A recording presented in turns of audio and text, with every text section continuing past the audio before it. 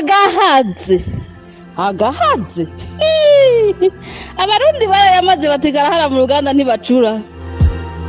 Kuva Burundi bwikukira intwaro zagiye zirakurakuranwa, ariko indyane muri politike, ibibazo by'ubutunzi n'iterambere, intwaro ibereye, ubutungane n'umutekano bisa n'ivyabaye akayobera abahinga.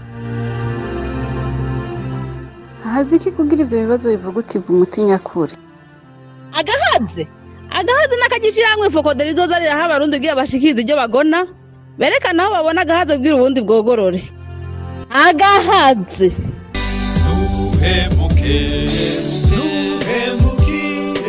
sokuruza bati cyumugiwe muri fokode ahari boneza z'Uburundi, ahari boneza z'Uburundi. Kuva mu ntango z'umwaka wa 2024 abarongoye Uburundi n'u Rwanda ntibacana uwaka.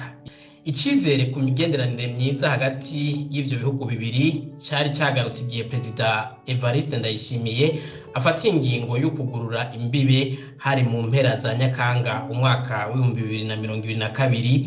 Ingingo yari yafashwe ku ntwaro ya nyakwigendera Perezida Petero Nkurunziza, ariko ico cyizere kikaba cyamaze umwanya rumara.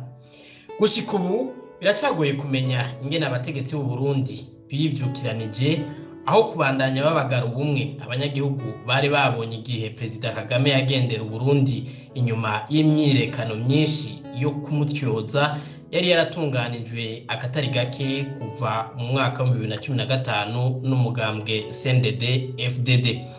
Perezida Ndayishimiye yagiriza mugenzi we Perezida Kagame ko yamubeshe mu kumwima abakekwa gutembagaza ubutegetsi mu Burundi mu 2015 no gufasha imigwi ikora ibitero ku butaka bw'u Burundi. Ivyo umukuru w'igihugu cy'u Rwanda yamiriye kure, ahubwo Perezida Kagame yagiriza Perezida Ndayishimiye ko yarungitse ingabo z'u Burundi mu gihugu cya Repubulika Iharanira Demokarasi ya Kongo gukorana n'umugwi FDLR mu kurwanya umuhari M23, ivyo u Rwanda rufata nk'agasomborotso. Aharagahaze nuko Burundi atari cyo gihugu cyonyene kivugwa mu bifise ingabo ziriko zitana mu mitwe mu gihugu ca Kongo mu rugamba ruhuza leta ya Kongo n'umuhari M23, ariko ikabandanya imigenderanire myiza hagati yavyo kubijanye n'ubutunzi mu gihe Burundi biboneka bwo ko bwiyugariyeko. Imbibe hagati y'u Rwanda na Repubulika Iharanira Demokarasi ya Kongo ziruguruye. Urudanazo rurabandanya ukuri kwamye. Ani naho hari ibibazo kuri bamwe n'abandi. Kuki ari Burundi bwonyene buboneka ko bwafashe ingingo ikomeye mu gihe abo bafatikanije urugamba bo batigeze bagera ku rugero rwo kugara imbibe? Mbega iyo ngingo yo kugara imbibe yoba yaragiye mu bwenge mu bategetsi canke ni ingingo yafashwe ifatiye ku bishobisho, mbere ingingo iza gusubiza inyuma ubutunzi bw'igihugu? Ubwo iyo ngingo ntiyoba hoho iriko iratuma hari ibihugu mu karere bihatorera koyoko mu bijanye n'ubutunzi, umuntu afatiye kwihanahanwa ry'ibidandaza mu bihugu biri mu karere k'ibiyaga binini n'ibihurikiye mu muryango wa EAC? Mbega hoho uruhombo ruturutse kw'iyo ngingo rwoba rugeze ku rugero rungana gute? Birakunda ko abategetsi b'u Burundi bo kwisubirako bagafata iyo ngingo bakayifuta biciye mu nzira iyihe? Ngibi bimwe mu bibazo tugiye guca hirya no hino mu kiganiro Agahaze cy'uno munsi. Abatumire ni batatu bitabiriye kino kiganiro. Ku murongo turi kumwe na Atanazi Karayenga, n'umwigisha muri kaminuza, akaba n'umwe mu bicocoro mu mwuga wo kumenyesha amakuru, akunda gusohora imyihwezo ku bijanye na politike n'umutekano mu karere k'ibiyaga binini kuva ku ntwaro ya Cami gushika ubu. Atanazi Karayenga akaba narongoye Fondation Bene Burundi. Atanazi Karayenga, ndabahaye mwiriwe, nizeye ko atacu nibeshe ko kumwidondoro wanyu. Urakoze cyane, ntacyo wibeshe ko nagatoye. Mwiriwe neza, mwiriwe kandi baye mwiriwe nabo tugiye gusangira isaniro. Murakoze. murakoze. Umutumire agira kabiri ni André Nikwigize, ni umuhinga mu vy'ubutunzi na politiki, ivyo bita economiste politique mu rurimi rw'ikinofunofu. Yarabaye umugenduzi mukuru mu bijanye n'itunganywa ry'imigambi muri leta mu Burundi, ivyo bita planification, kuva 1981 gushika 1991. Ambere anatwara n'ikigo bita Obeka mu gihugu cy'u Rwanda kuva mu 1991 gushika mu 2000. Akaba yaranahawe amabanga atandukanye nk'umuhanuzi muri ONU. André Nikwigize akaba kandi ari no mu batanguje ishyirahamwe mpuzamakungu bita ONG Partners for Peace and Prosperity. Ndabahaye mwiriwe. Iryo shyirahamwe rikaba riri New York muri leta zunze ubumwe za Amerika. Sinzi ko nakivuze neza, André Nikwigize. Murakoze rwose, wakivuze neza, nta ngorane. Ibyo wavuze byose nivyo, murakoze kandi ndashimiye kuba bantumiye muri iki kiganiro, nkashimira nkaramutsa nabo tuja gusangira ikiganiro. Murakoze namwe. Umutumire agira gatatu ni Pacifique Ninahazwe, arongoye ishyirahamwe Focode. Yarigeze kurongora nawe urunani rw'amashyirahamwe adakiranira ivyicaro muri politike, urunani Force. Akaba kandi kuva mu 2015 agaragara nk'umwe mu barongoye amashyirahamwe adakiranira ivyicaro muri politike. Aronka kandi akurikiranira hafi amakuru yo mu Burundi no mu karere k'ibiyaga binini. Bikanaboneka kandi ko ari muri bamwe mu bafitiwe icizere kandi anakurikirana kenshi, agakurikiranwa ku mbuga ngurukana bumenyi. Pacifique Ninahazwe, ndabahaye mwiriwe n'akaze muri kino kiganiro. Nanje ndabaramukije kandi ndaramukije abo dusangiye ikiganiro, nkaramutsa n'abazocyumviriza. Ego, kuri mikoro muri kumwe na Gilbert Niyonkuru. Reka akabazo ndagahera aho nari mpereje kuri Pacifique Ninahazwe. Mwari mwaragize icyo mushikirije mu bindi biganiro agahaze ku bijanye na kino kibazo kiri hagati y'u Burundi n'u Rwanda kucuka kihari, ariko Pacifique Ninahazwe mwarakurikiranye ivyagirije vya President Ndayishimiye ku Rwanda, imvo zatumye u Burundi bwugara imbibe. Mwarakurikiranye kandi mu kiganiro giherutse aho President Kagame yahaye ikiganiro abamenyesha makuru mu kinyamakuru Jeune Afrique, aboneraho nakanya mbere ko kwishura ivyo yari yagirijwe n'umukuru w'igihugu cy'u Burundi President Evariste Ndayishimiye. Mbega muravye ukuntu bishurana abo ba President babiri, mwakuye mwiki mu biha insiguro iyihe muravye ukuntu bishurana? Kumbure ngira umuntu yosubira akanibutsa, akibutsa ivyo nyene bagiye barishurana. Wamaze kubivuga mu ntango y'ikiganiro ko igihe President Ndayishimiye aje ku butegetsi habayeho icizere ko kumbure hari bishobora guhinduka mu Burundi. Muri ivyo kandi hariho n'iki kibazo kijanye n'imigenderanire y'u Burundi n'u Rwanda.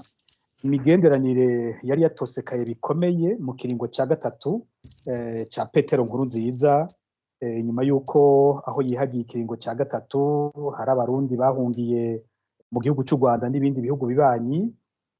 Hanyuma ubutegetsi bw'Ibujumbura buca bwiha gutuka igihugu cy'u Rwanda, kwagiriza ico gihugu ko gishigikiye abatari bemera ikiringo ca gatatu ca Nkurunziza. Igihe rero Nkurunziza hasandabiye hakaza Ndayishimiye, twarabonye haterabaho imigenderanire, haba intumwa z'u Rwanda ziza mu Burundi, iz'u Burundi zija mu Rwanda. Hanyuma mu kwezi kw'icenda muri 2022 igihe hakuwe General Bunyoni yari umushikiranganje wa mbere, tubona imbibe z'u Burundi n'u Rwanda ziruguruwe. Zari zugaye ku ruhande rw'u Burundi gusa, abarundi baca barugurura, imigenderanire irasubira. Nta tangazo ryabayeho rivuga ngo twuguruye. Abantu bagiye babona uwo munsi bishoboka kurengana bitari bigishoboka. Rero buke buke tubona ibintu bisubiye kuba nk'ibisanzwe. Bibuka ko President Ndayishimiye we nyene yigeze kubivuga ko mu nyuma aca asigura ko ababanyi bategerezwa kubana ataho bashirana, ari kugerageza kumvikana ko bisanzwe ko naho hoba hari ico batari bumvikanye ko batera bumvikana. Aca atera avuga ko hariho utugorane dutoye tugisigaye cyane cyane ko avuga avuga ati abashatse gutembagaza ubutegetsi batari bwa u Rwanda ngo rutasubije. Niho rero mu kwezi kwa12 twese twatangara giturumbuka ata numwe avyiteze, tuza twumva igihe hari habaye igitero ca Red Tabara mu Gatumba, Perezida Ndayishimiye akoresha ikiganiro mu mpera y'umwaka, aca ubwo nyene twumva ajanishije igitero cyo mu Gatumba n'u Rwanda, avuga ngo uwo muhari wateye ufise umutwe mu Rwanda, ufise amabiro mu Rwanda, ngo uronka amafaranga mu Rwanda ko aribo babaha ibintu byose bakoresha. Ivyatangaje bose kuko ubwa mbere bwo uwo muhari wari uteye uva muri Kongo, ntabwo wari uteye uva mu Rwanda.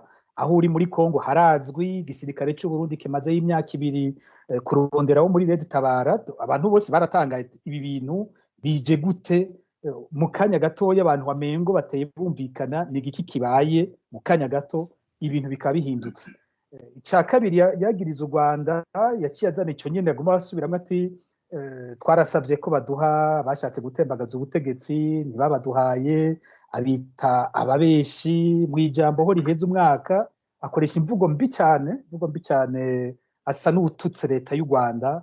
Ivyari bitangaje. Mu kwezi kwa mbere ibintu bitera vyunyuka, igihe agiye mu gihugu ca Kinshasa muri Republika Iharanira Demokarasi ya Kongo, agirisha inama urwaruka, hoho avuga icese ko ahamagarira urwaruka ko rukwiye guhaguruka bakikura ko intwaro iri mu Rwanda, cyane cyane avuga urwaruka rwo mu Rwanda avuga ngo ruraboshwe. Ariko icyo gihe Pacifique nazo ntabakiriyemwo inzego zijejwe gutanga amakuru mu biro vy'umukuru w'igihugu Evariste Ndayishimiye byaravuze ko bamutahuye nabi. Inzi kuko amajambo yo yavuze niko mu bamenyesha makuru hari ijambo mukunda gukoresha mwita retropedalage. Iyo umuntu yamaze kuvuga ibintu birengeje bakaca bagerageza kubigabanya inguvu, ariko amajambo yivugiye humvikanamwe ico nyene ko ari cyo yavuze, kandi wumvirije mu Rwanda niko bavyumvise. Muri cangaruka mu byo Perezida Kagame yavuze ko yavuze ati yavyakiriye uko nyene, wumvise ko abivuga avuga ati n'abantu bahamagarira kudukura. Niho rero inyuma ahubwo byaca rero bija kuri urwo rugero runini cyane, aho bugara kandi imbibe zose Burundi buhana n'u Rwanda. Kumwe babigira mu kugurura no mu kugara ntibabimenyesheje, abantu bagiye babona ku rubibe rw'u Burundi hari kwigufuri, ku ruhande rw'u Burundi basize ko akagufuri, ati ibi nibiki, nuko imbibe zari zugawe. Rero kuva ico gihe muribuka ko mu kiganiro ca mbere mukibimbaza naye navuze ko ayo majambo Ndayishimiye yavuze ibintu yagiriza u Rwanda twumva ari ibintu bidafashe, ku buryo umuntu yaguma yibaza ko hateza kuba hanyegeje ikindi. Perezida wa Kagame w'u Rwanda yarindiriye hafi amezi 2 kugira mwishure.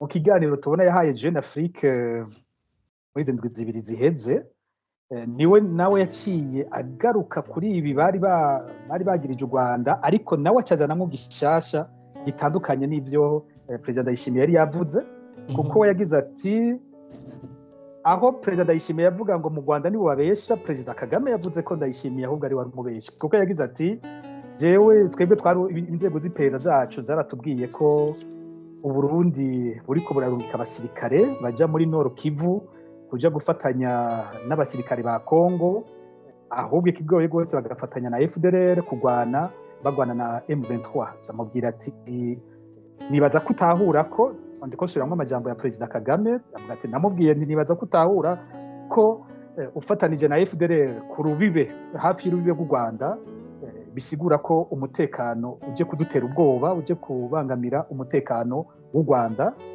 Ndakivuge mu Gifaransa uko nabonye bacanditse, banditse ngo nibaza kutahura les implications z'ico kintu uzobukoze. Acavuga ko Perezida w'u Burundi yamubwiye ko ivyo bintu bitari byo, ati inzego zakubwiye ivyo bintu sivyo na gatoyi, twebwe ntabasoda turiko turarungika kugwana na M23.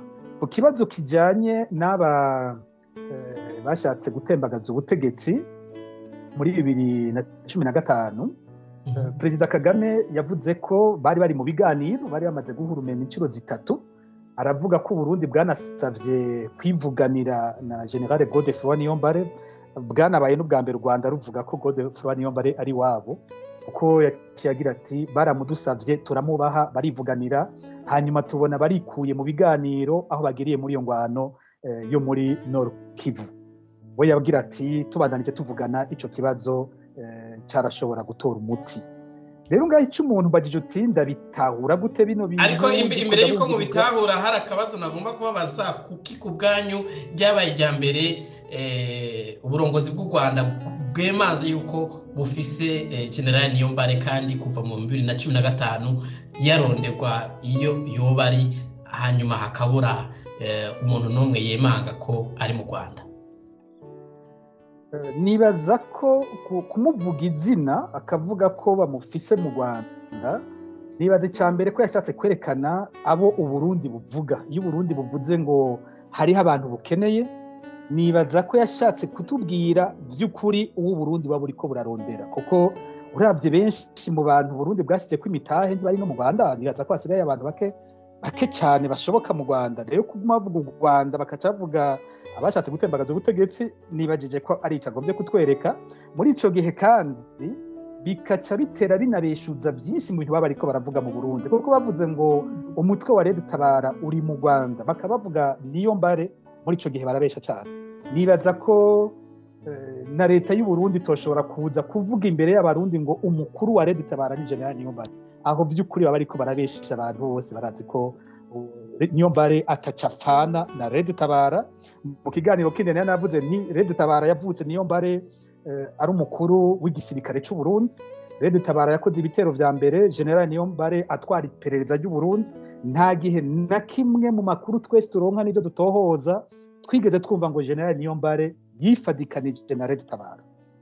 Ico ni kinyoma ca mbere nibaza yarasambuye mu kuvuga uwo muntu. Nibaza ko ari ico yabikoreye.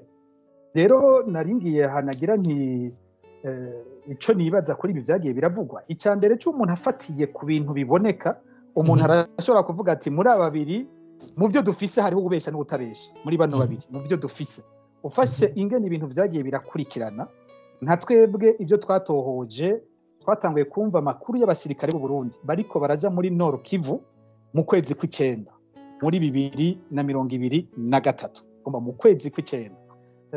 Turanabaza hirya no hino abasirikare twebwe mu Burundi tuvugana bakatubwira nibyo turiyo twambaye umwambaro wa Kongo. Mu kwezi kw'icumi abantu baravyibuka itariki 4 z'ukw'icumi niho hasohotse amakuru ya mbere y'abasirikare b'u Burundi bapfiriye muri Nord Kivu.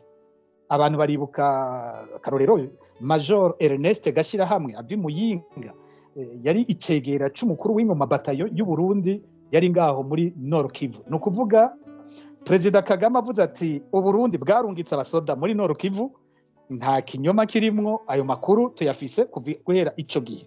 Kandi mu nyuma no muri Kigarama Perezida Ndayishimiye yahavuye yiyemerera wenyene ko afise abasoda muri Nord Kivu. Muri ico gihe Perezida Kagame ntiyabeshe kuri ico kintu. Ko Perezida Kagame avuga ati ufashe ingabo zawe ukazifatanya n'umuhari ushaka kunsenyura mukaza kugwanira hafi y'urubibe rwanje, muba muriko murondera guhungabanya umutekano w'igihugu canje. Je nico numva ari ikintu cumvikana umuntu ariko arabiri ngaho. Ku rundi ruhande Perezida Ndayishimiye avuze ati Red Tabara yanteye, n'u Rwanda rwayifashije. Ubwa mbere bwo ntitubona ko Red Tabara iva mu Rwanda. Icya kabiri ahiri harazwi n'abasoda b'u Burundi bagiye kuriyondera haciye imyaka 2. Icya gatatu rero umuntu acagira ati nimba bariko barafashwa twimvire FDLR Burundi bwarungitse amabatayo 5 ariko agwana muri Nord Kivu. Muri Sud Kivu hasanzwe hari abandi mabatayo 2 arondera aba Red Tabara n'aba FNL banza bantema. Mbega hamwe u Rwanda goca rufata amabatayo 5 y'u Rwanda tukayabona afatanye na Red Tabara, ibintu byoca bibiki. Uca usanga abantu babiri uwavugije induru cyane ahubwo ari ahubwo yari kubazwa byinshi. Niwe ibintu uri kuravuga kandi ariyo wagiye gutera kw'ibitero wabikoze imbere yuko havugwa n'ivyo bitero bya Red Tabara, akaba uri muri Nord Kivu. Ibintu uri kuravuga so kwikurayo gusa, ubwo nukuri aha hari kabaza. Munaravye n'ivyo bitero bya Red Tabara umwanya bimara, ukuntu ubona uburyo babuke bafise ingene bameze, s'abantu baboneka nk'abafise igihugu inyuma yabo, s'abantu baboneka nk'abiremetse inguvu z'igihugu kije cyabahaye ibigwanisho bikomeye, imyambaro, uburyo. Ivyo bintu ntibiboneka mu bitero bya Red Tabara, mu gihe ingabo z'u Burundi ziboneka muri Nord Kivu iruhande ya FDLR. Ego Pacifique nazwe mu nkundire dusangira ijambo n'abandi reka ntumbereze umukenke kwa Professeur Atanazi Karayenga namwe mwaranditse ibitari bike kubijanye hagati n'imigenderanire hagati y'u Burundi n'u Rwanda kuva ku ntwaro ya cami indyane zagiye zihaba uno munsi aho bigeze mwumvise kandi mwaranakurikiranye amakuru yagiye aravugwa kubijanye n'amajambo yashikirijwe nabo bakuru b'ibihugu babiri mwumvise ko ari abantu bagirizanya umwe kutavuga ukuri uwundi kutavuga ukuri mwebwe uno munsi ibi biriko biraba uno munsi hari insiguro mu bifise kuri kahise kuvyo mwagiye murandika canke n'ibishasha bije ubu hanyuma nimba ari bishasha ivyo bishasha n'ivyahe mukabiha insiguriziye mu vy'ukuri umuntu yosangwa kwibutsa yuko hari umwibutsa wo mu Kirundi uvuga yuko inka zibana zitareka gukubitana amahembe. Ibyo bintu birashika mu rugo birashika yuko umugabo n'umugore batumvikana, abana batumvikana, ababanyi batumvikana. Rero si igitangaje kubona igihugu c'Uburundi canke u Rwanda canke u Burundi n'ibindi bihugu bishobora gutsitara bikadodoreka bikavuga amajambo kumbure ateye akoba canke ateye ubwoba. Ibyo ni ibintu vyamaho mugabo igihambaye. Abarundi twari tumenyereye yuko batubwira yuko abami batwaye u Rwanda n'Uburundi bahora bagwana mugabo batevye bakicara ahantu hitwa icara Banyaruteja bakumvikana yuko batazoza kurwana. Abo bami muvuga ni bande mwigisha Karayenga? Umenga yari umwami ndaza kuribuka hanyuma ariko umenga umwami w'i Rwanda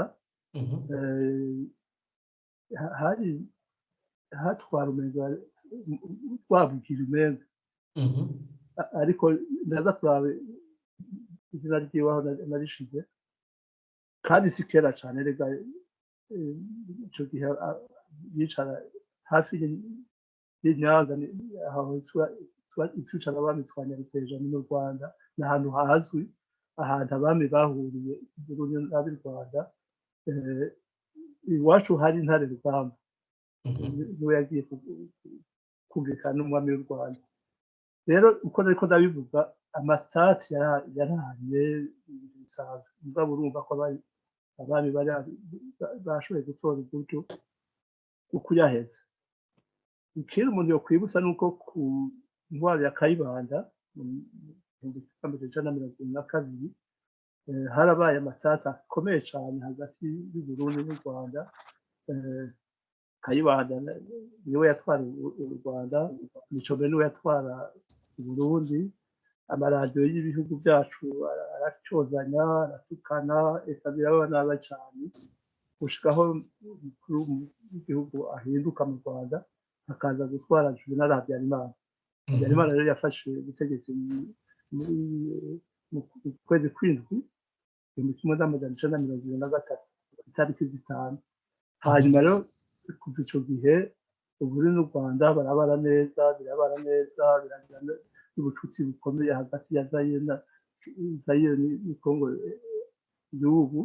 Hanyuma baragira na CPGL, haraba imigambi, haraba amabanke, haraba amahinguriro. Eka no kuri CPGL irerekana yuko ibintu vyinshi vyiza twari dusangiye muri kahise kandi n'ubu ibintu dusangiye nk'uruzi Rusizi ntibizosubira inyuma ngo nuko hari amatati abantu bavyaranye abana ariko abanyekongo n'abarundi abanyarwanda n'abarundi ntibizosubira inyuma gusa ibintu byinshi dusangiye. Rero byagiye kunyuka mu 1993 niho novuga kubera kuko habaye amatora mu Burundi hanyuma Perezida Melchior Ndadaye yaratsinda ariko bivuga yuko imico yatangwe gutosekana hagati ya Habyarimana na Ndadaye kuko Ndadaye yavuze ati bene wacu abanyarwanda tuzobafasha bave mu njyana zabo bakurikiza amasezerano y'Arusha yabo hanyuma igihugu cyacu bisubire mu mutekano. Rero Habyarimana abifata nabi cane abona yuko uwo perezida mushasha w'i Burundi agiye kumugambanira nk'uko abitwa mu Rwanda aramubwira ati umwana yakuriye iwacu twahaye ibere yize i Butare none niwaje kuduha impanuro ngo nengere tubana n'abanyarwanda tutumvikana hanyuma abantu baribuka neza inama yabereye Ngozi ngo Ngozi bahuriyeho kugira baganire gucisha bugufi bambe gucisha bugufi Ingozi hahuriye nde nande icyo ryari ko riragenda Habyarimana na Ndadaye hanyuma ico gihe Ndadaye Habyarimana yarashakiye cyane Ndadaye hanyuma rero baravuga yuko hari baravuga ibintu bizwi kandi byanditswe kandi biriko birandikwa hari ibitabo biriko byagitegura umunsi Perezida Melchior Ndadaye yagandagurwa i Burundi abaserukira abakuru b'iperereza ry'u Rwanda bari Burundi hakurya kwa Nuzenya kwa Paul Barille nawe yari Burundi yari byerekana yuko igandagurwa rya Perezida Melchior Ndadaye u Rwanda rwabikurikiraniye hagufi hari n'abavuga yuko kumbere u Rwanda rwari rufisemo u Rwanda rwa Habyarimana rubifisemo uruhare ubu rero twari tutanguye kugira agahengwe kubera ko twari tumaze iminsi tugira tuti ibintu bya Pacifique n'aho yavuze twari twamenyeye yuko kumbere Ndayishimiye yakuye imico mibi yari yahabaye hagati y'u Rwanda n'Uburundi kuri inkuru nziza ariko mwibuka kuri inkuru nziza yabivuze twenda kwisubiramo ikindi cya kabiri novuga nuko jewe uko ndabibona mwavuze muti hariho umwe yoba abesha cyangwa atabesha cyangwa jewe mu by'ukuri sinovuga yuko hari ubesha mu by'ukuri uko ndabibona hariho imigambi ya politiki abarundi cyane cyane Ndayishimiye CNDD-FDD ikurikirana CNDD-FDD itwara Burundi ishaka gukwega karambara gute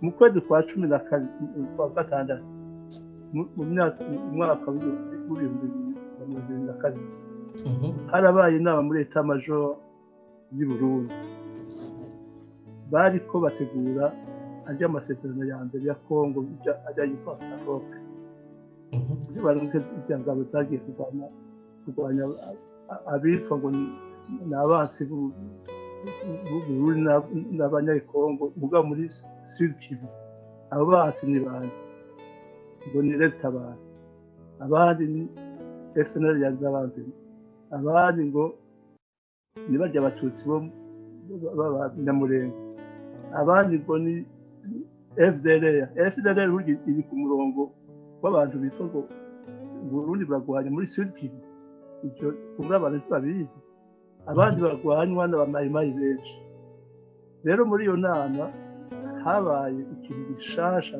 kandi n'ubu SNDD igendera ko bavuga yuko iyo ngwano yo muri TAFOP yo muri Sud Kivu izogerageza kugerageza izoshikira ku ntumbero yuko wogira empire Hutu Bujumbura ikaba la capitale de l'empire Hutu no kuvuga iki mu rurimi rw'ikirundi mu rurimi rw'ikirundi ntibibaho kuko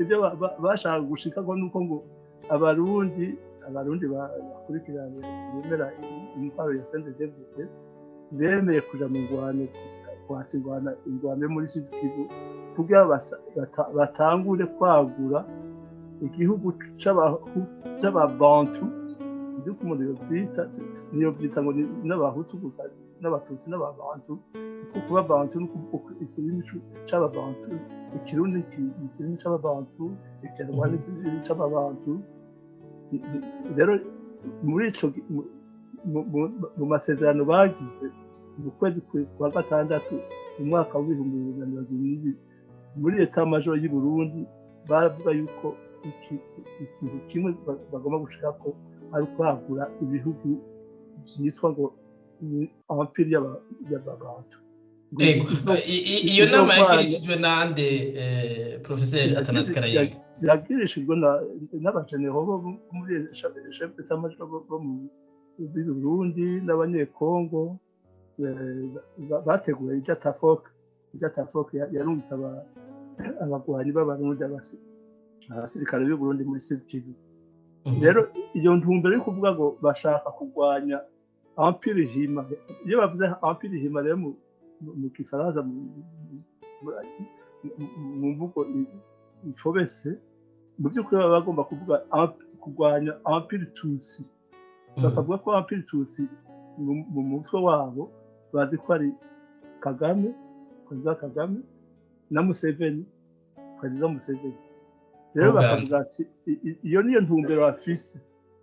Hanyuma n'ikindi cerekana yuko atari amatati asanzwe kandi ari amatati ahereye kuri ideoloji ngengabitekerezo nk'uko abanyarwanda bavyita. Ni uko muri Tafoke bavuga ko bagwanya FDLR, ariko muri Nord Kivu bagwanira hamwe na FDLR. Nibyo rero Perezida Kagame yabavuze ati none mwe muze gufasha ingwano FDLR kandi mwegera igihugu nkavuga Pacifique nazo yagize. Ubwo ntimubona ko mugiye kudutera uruhagarara. Rero novuga mu ncamake ni intumbero y'umugambi wo kurwanira Empire Bantu yatanguriye i Burundi, kandi ibyo tubona kandi ibyo abanyekongo bakurikirana ibyo bavuga si ibintu by'akaginegeje. Iyo niyo ntumbero nyamukuru.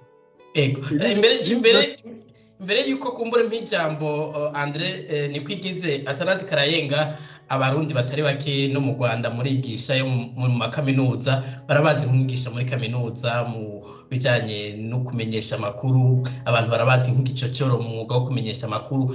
Ayo makuru muhejeje kuvuga mwarafashe umwanya wo kuyatohoza kuri uyo mugambi muvuze uhari, canke mwafatiye ku byo mwarumvise mu gitoza ko mutarara kuri? Oya, sinafatiye ku byo numvise. Umugani wawe naho tuzoba igicocoro kuri umumenyesha makuru ubanza kuraba yuko ejo uri kuravuga cyangwa ibyo uvuga ko watohoje ubufitiye ubuhamya. Je ndafise raporo byanditse kandi hariko n'amasignature arimo n'amazina. Si ibintu by'ibinyegezwa kubera ko leta itwara Uburundi igashaka ko bimenyekana, ariko biriho birazwi. Hariho raporo ya mbere ya Tafoke, hariho raporo ya kabiri ya Tafoke, ndabifise kandi humbaze uwabimpaye ni umunyekongo w'umuntu ari mu mugwi wa Mayimayi witwa Gapapa. Nawe ari mu bagwanywa. Nico gituma byabateye ishavu kubona yuko bashiko mu murongo w'abagwanywa na leta y'u Burundi na leta ya Kongo. Rero hariho ibintu bijuragiza ubwenge, mugabo mu by'ukuri intumbero nyamukuru niyo ni politiki. Ikindi cya kabiri ni ubutare bagomba kwigarurira. Ntidusamazwe n'ibintu byinshi icankuzo byo yavuze, Kinshasa byo yavuze. Mu by'ukuri bafise iyo ntumbero kurwanya Empire Hima, hanyuma bagaca bigarurira ari zahabu, ari coltan, ari diamant n'ibindi byose.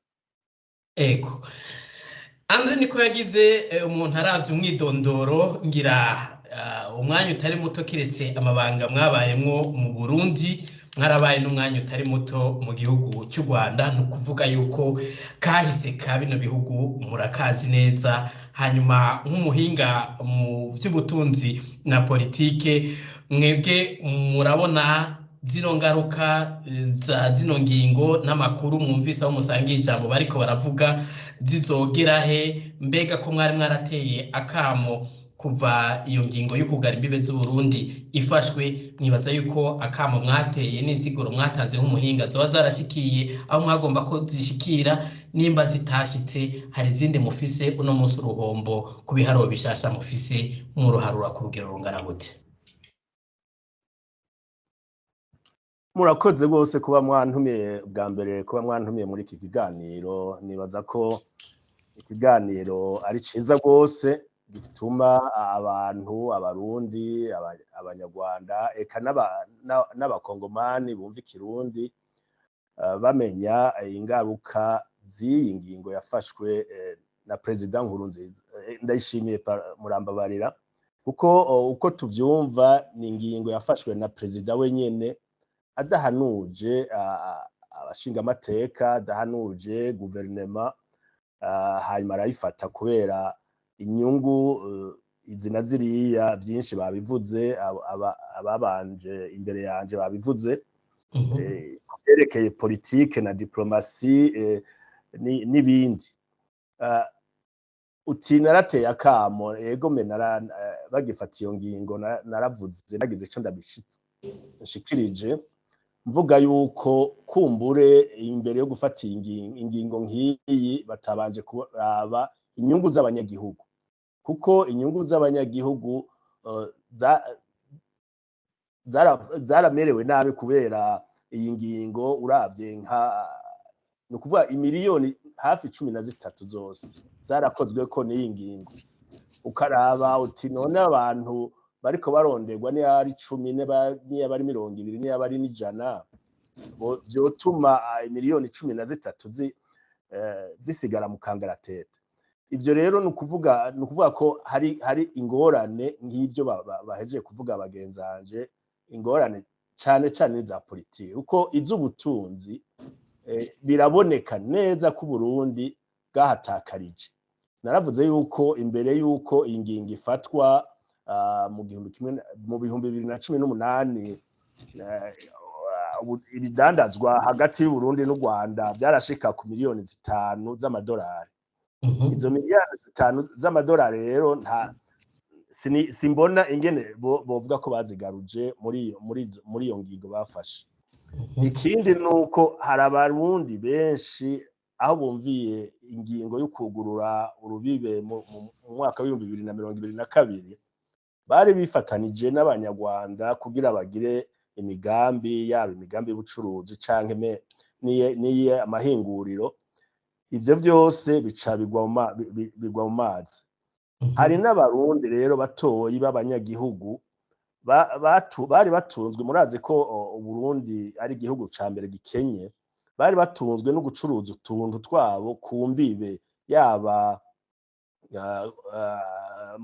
abanyagihugu bo mu Cibitoke, yaba abangozi, Kayanza n'ahandi, baza gucuruza utuntu twabo mu Rwanda, eka n'abanyarwanda nabo nyene bagacuruza ibintu mu Burundi. Ivyo vyose nta wabisubirije, nta cabisubiriye.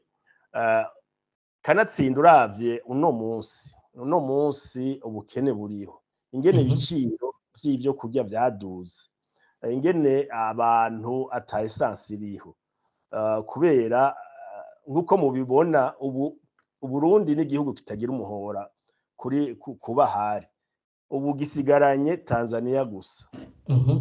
Byose bica muri Tanzania. Kare hari vyaca i Mombasa bikaza bigaca mu Buganda bigaca mu Rwanda, ivyo vyose vyarahagaze. Ubu rero n'abatwara ibintu bavuye mu Buganda bahora baza bagaca mu Rwanda, ubu barinda guca babikeneye baca muri Tanzania. Muri Tanzania ikamyo igugwa amafaranga menshi, nk'ikamyo y'amatoni 30 bahora bayirihira 3,000 by'amadolari, ubu bayirihira 5,000 by'amadolari. Ivyo vyose bikagira ingaruka ku biciro. Hari n'abakongomani bava muri Kivu y'amajepfo, za Bukavu, bahora baza kurangura ibintu i Burundi baciye kuri frontiere ku rubibe rwa Ruhwa. Ruhwa ni mu Rwanda. Abo bose barahagaritse kubera ibarabara rigenda rivi Bukavu rici Buvira rimeze nabi, kandi hari n'abantu n'umutekano si wose. Ivyo vyose rero ukaraba ukagira uti none iyo ngingo inyungu yazaniye abarundi niyi, inyungu yazaniye abarundi umuntu akayirondera akayibura, kuko ubu ubukene buriho. Murazi ko Uburundi abategetsi b'Uburundi bari bahamagaye abagwizatunga ngo baze gushora imitahe yabo mu Burundi, benshi bari baje kandi benshi bari abanyarwanda. Abo bose baciye bahebeye ibintu byabo mu Burundi baragenda. Hari abanyarwanda benshi baza mu Burundi baje gutembera, baje kuramukanya, bakaja mu mahoteli, bakaja kutanganika. Ayo n'amafaranga yinjira, ayo mahoteli menshi arera nta bantu barimo. Ibyo byose rero ukaraba uti none inyungu Uburundi bwaronse ni hanyuma uravye ahandi ukaraba hagati y'u Rwanda na Kongo. Kongo niyituka cyane u Rwanda, ariko nubagira ko u Rwanda rushora muri Kongo ibintu bishika amadolari imiliyoni 450 ku kwezi ku mwaka amamiliyoni 450. Kandi umukuru w'igihugu ca Kongo akaguma tuka umukuru w'igihugu c'u Rwanda avuga yuko azotera, ariko ibicuruzwa bibandanya bigenda kandi imbibe ntizafunze. Hagati ya Tanzania n'u Rwanda naho nyene, naho mwumva ngo Tanzania yarajanye abasirikare kurwana muri Kongo, ubucuruzwa hagati y'u Rwanda na Tanzania bugera naho nyene ku mamiliyoni 500 y'amadolari ku mwaka. Ayo n'amafaranga menshi. Uburundi bwari bugeze ku miliyoni 5 gusa ku mwaka hagati y'u Rwanda n'u Burundi, kandi byari bitanguye kuduga. Ivyo vyose rero ukabona rero ibintu uti ntubone inyungu. Hanyuma ingorane za politike ziriho kuva na kera. Nibaza ko Karayenga yabivuze, kuva na kera abakuru b'ibihugu hari ibintu byinshi bapfa. Micombero 72 abakuru b'ibihugu barashwana kuri Bagaza, naho nyene harigeze kuba ico bita incident. Gahutu Remy yazanye igipapuro mu bakuru b'ibihugu bari baje i Kigali mu nama hagati y'Ubufaransa na Afrika. Hanyuma Bagaza yaratumye ko Habyarimana aramubwira ati ibintu uri kurakora si byiza, ni waba ushaka ko nanje ndungika abagwanya leta y'u Rwanda ndashobora kubarungika ejo. Kandi baravyumvikanye ko mu minsi mikeyi ibintu byari bimeze neza, kuko Gahutu Remy yaciye ahungira muri Tanzania. Abasigaye b'impunzi babimpunzi barakora politiki ariko bataza kugwanya leta y'u Burundi. Ivyo byose rero urumva mu gihe ibibazo bya politiki muriko muravyumvikana ko reka abanyagihugu babandanye babaho, reka abagwizatunga babandanye bakorana, reka abo bose bafise ibyo bakora byogirira akamaro abanyagihugu baba bo mu Burundi canke bo mu bindi bihugu yaba u Rwanda, Kongo na Tanzania canke n'ahandi, babandanye bakora. Hanyuma ibibazo bya politike babikemure mu nyuma. Nkuko nibaza ko umushingantahe Pacifique yabivuze, bariko barumvikana abakuru b'ibihugu c'u Burundi n'ic'u Rwanda bariko barumvikana ku vyerekeye abo bita ko bagwanya igihugu c'u Burundi. Mbere nibuka ko mu gihe umushikiranganje wa mbere w'u Rwanda yari yagiye mu Burundi aje gufatikanya n'abarundi guhimbaza umunsi wa mwaka 59 Burundi buronse intahe y'ukwikukira. Perezida Ndayishimiye yaravuze ati ubu twumvikanye ntituzosubira kugwana, ntizosubira gutukana, twumvikanye ku bidutandukanya. Reka rero igitabo twari tumaze iminsi turiko turacamwo dusoma, ubu rero tukizinge dutangura ikindi gitabo. Ku bwanyu yaribagiye ivyo yari yaravuze n'isezerano yari yaratanze mu gusubira gufata ingingo yo kugara imbibi. Je nibaza ko ntiyavyibagiye, nibaza ko hariho ibindi bagendeye ko. Aravuga ati hagati y'u Burundi n'u Rwanda ntidukeneye n'abahuza, twebwe twenyene turashobora kuvyikemurira tukabitorera umuti. Abantu rero bose bari bagize icizere yuko umubano hagati y'u Burundi n'u Rwanda usubiye kuba neza. Eka abantu naco gituma abantu je naho urambona abantu b'abagenzi bavuga yuko bazogenda mu Rwanda hanyuma bavuye mu Rwanda bakaja mu Burundi eka byari bimeze neza ivyo rero niho tubona yuko hariho ikibazo kitaratorega umuti kuko ibindi bihugu byose naho biba biriko biratukana naho biba biriko biragwana naho biba biriko bizana abasirikare kugwanya igihugu ibicuruzwa biguma bigenda ibicuruzwa abantu baguma bagenda nkuko byamye ntibahagarike ibicuruzwa ni ibyo mbona ko hari ikibazo Pacifique Ninahazwe murumvise insiguro zatanzwe na Professeur Karayenga murumvise kandi uyundi mugenzi we Professeur André Nikwigize nawe nyine uko abisiguye mwebwe uno munsi muravye mwumvise ibiharuro amamiliyoni n'amamiliyoni ibihugu biriko birinjiza hagati ya Tanzania na Kongo hagati y'u Rwanda na Kongo hagati ya Kongo n'u Rwanda uno munsi twebwe ivyo bari bavuze vyari binaciriritse n'ivyo oye twashimye kubiheba kuki ku bwanyu Uburundi ari bwo bwonyene biboneka ko bwafashe ingingo ikomeye mu gihe abasa nuko bari bafise ico bafa cyane bo batafashe izo ngingo.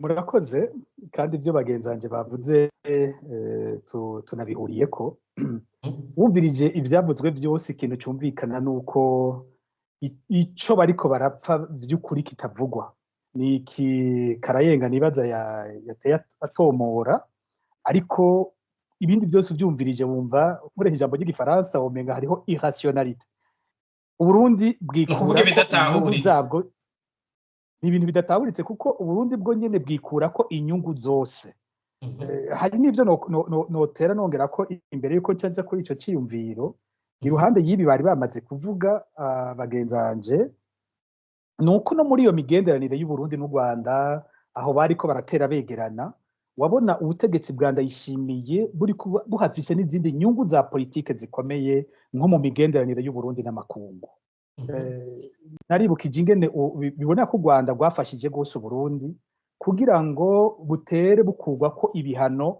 bwari bwarafatiwe n'amakungu u Rwanda rwarafashije cyane ntabwo ari ubusa kubona nk'urwego mpuzamakungu rwa mbere rwakuyeho ibihano wabaye ijya Organisation Internationale de la Francophonie umuryango mpuzamakungu w'ibihugu bivuga igifaransa uwo muryango twagwa na Louise Mushikiwabo yahoze ari umushikiranganje w'imigenderanire n'amakungu y'u Rwanda umunyarwandakazi ni watwaraho kandi kuva Francophonie ko ico kintu yari yuguruye umuryango no ku bandi bose baciye binjiramwo tuza tubona mu nyuma hakurikiye abanyamerika harakurikira ubumwe bwa Buraya birafise ico bipfana nuko hariho uwatanguye kugurura amakuru y'ibanga dufise nuko hariho Rwanda rwariko rubafasha ingene ubumwe bwa Buraya busubira gutanga imfashanyo zimwe zahora zihabwa leta umurazi ko ubumwe bwa Buraya aribwo bwa mbere bwatanga amafaranga menshi mu Burundi mu migambi yose ikorwa mu Burundi ivyo byose twe twafite amakuru avuga ko bariko barabibafasha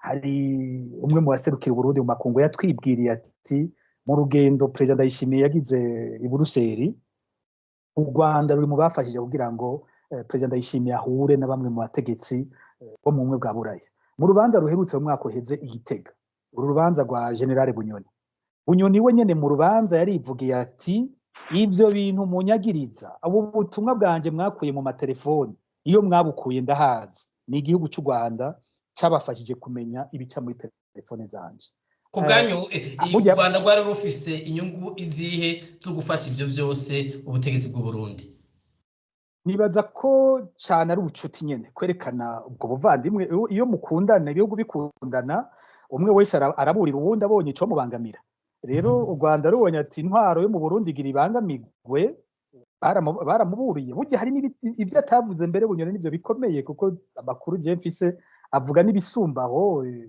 Bunyoni arashobora kuba yari yanipfuje ko u Rwanda ngo mufasha ariko urumva u Rwanda rurabwira Ndayishimiye ati nyabona uragaba wewe ugira ugende by'ukuri yo u Rwanda rutamufasha nta wuzi ko Ndayishimiye abagitwaye Burundi yari yifuje Bunyoni ko u Rwanda rumufasha iki Pacifique Ninahazwe kumbure ko abariko barumviza kino kiganiro batahure yari yifuje ko u Rwanda ngo mufashe iki General Bunyoni kenshi kenshi abantu batembagaza ubutegetsi mu bihugu naho twofata ibindi bihe ubutegetsi bwatembagajwe mu Burundi baripfuza kuba bashyigikiwe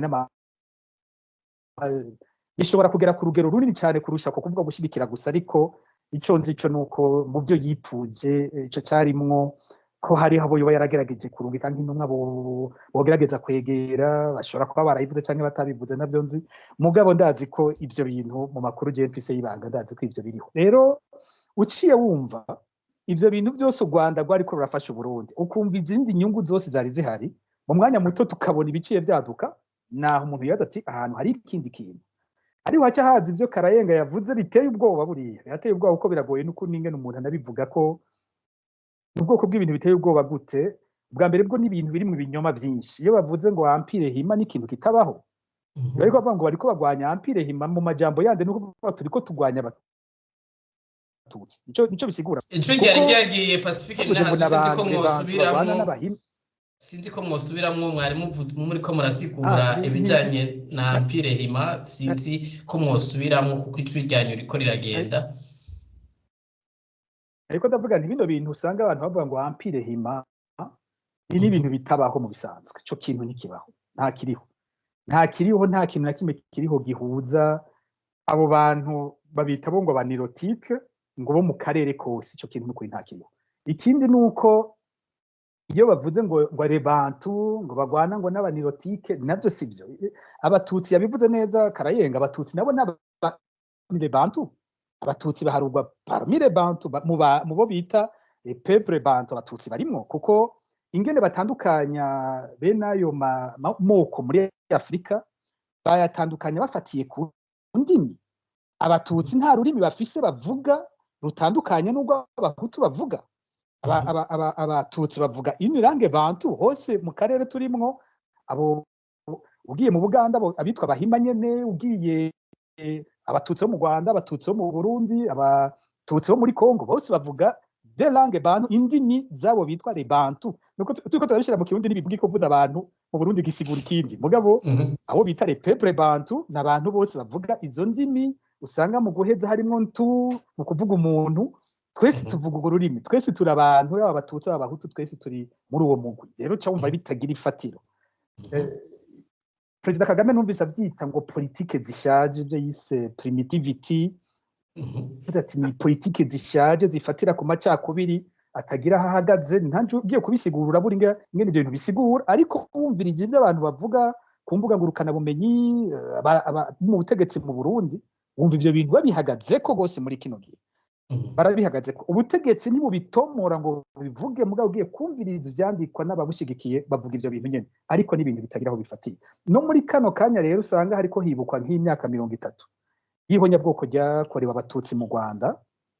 Bica biza binateye ubwoba. Urabona mu Rwanda baributse ico kintu cyateye ubwoba isi yose, ikintu uno munsi bakivuze kijugumiza isi yose, bakavuga bati ingene mu misi ijana hapfa abantu miliyoni n'ibintu by'akataraboneka. Isi yose igahaguruka, ukumva muri Amerika, ukumva mu Iburaya, ukumva muri Aziya, mu Buhindi, ukumva ahantu hose bose barabihagurukira. Ababanyi bikaba taco bibabwiye. Ico kintu kirateye ubwoba. Ni gute mu Rwanda bavyibuka ivyo bintu iruhande mu 1964 Uburundi bwakiriye impunzi z'abatutsi bahunze mu Rwanda bagira batemwe, Uburundi burabakiye.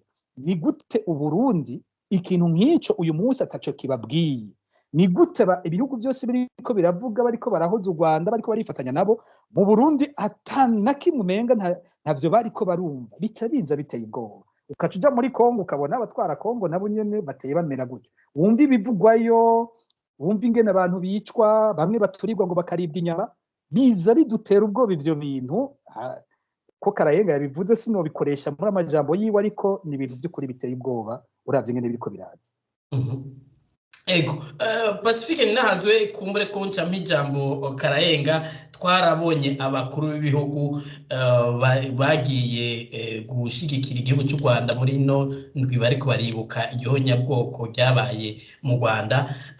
Akarorero abo amaradiyo n'ibinyamakuru byo hanze bagiye baravugana akarorero ku urongoye Tanzania canke urongoye igihugu ca Afrika y'Epfo, abo bose bari mu barungitse ingabo mu gihugu cya Kongo kugarukana amahoro mu mishamirano iri hagati y'umuhari M23 na leta ya Kongo. Ku bwanyu muravye imvugo abategetsi ba Tanzania na Afrika y'Epfo baciye bakoresha, tukaraba icyo twari twiteze abarundi nabo n'uruhara rwabo, turavye ubucuti bwatezwa kwaba hagati y'u Burundi n'u Rwanda, hari iyindi siguro mubibona ko muravye canke ikizere bizana ko kumbere hari cyo bigiye guhindura muri kazoza? Kimwe coco gisari byamaze kuvugwa ni ingene Uburundi bwo bwifatira ingingo zibwica ku rugero runini, abo bitwa ko bafatanije ubona batagiye muri iyo nzira. Afrika y'Epfo iri kurwana cyo kimwe n'Uburundi kandi imaze no kubura abasirikare aho muri Kongo.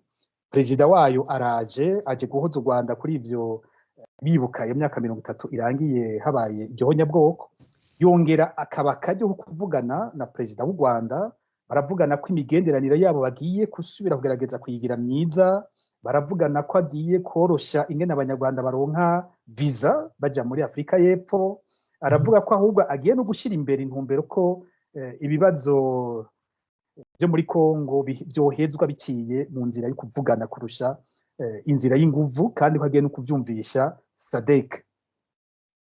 Wa Tanzania iyo abasendere bariko baravuga bavuga ngo Tanzania ngo n'umuhetsi wabo, ariko ukabona Uburundi burugaye imbibe. Ubwo nyene mu mwanya wa mbere sinzi ko mwakurikiye, mu mwanya wa mbere nyene tucugara imbibe abatanzania bacagirana amasezerano n'u Rwanda ajanye no guhana imfungurwa no kuvuga bimwe Uburundi bwari ko burishima ngo ntibagisubiye kuronka ngo indagara ngo za Tanganyika, bibagira ko Uburundi bufise agace gatoyi cyane ka Tanganyika, dufise ibirometero kwadratu 200 mu gihe Tanzania yo ifise 22,000 vya Tanganyika. Urumva bimwe byose bo kwipfuza kuronka mu Burundi ba muri Tanganyika bashobora kubironka muri Tanzania, niko Tanzania haca kure kurusha uciye mu Burundi, mugabo u Rwanda bashobora kuronka ivyo gorose mu Burundi byose. Iyo Tanzania iravyungukiyemo, Burundi burugaye bo baciye bagenda.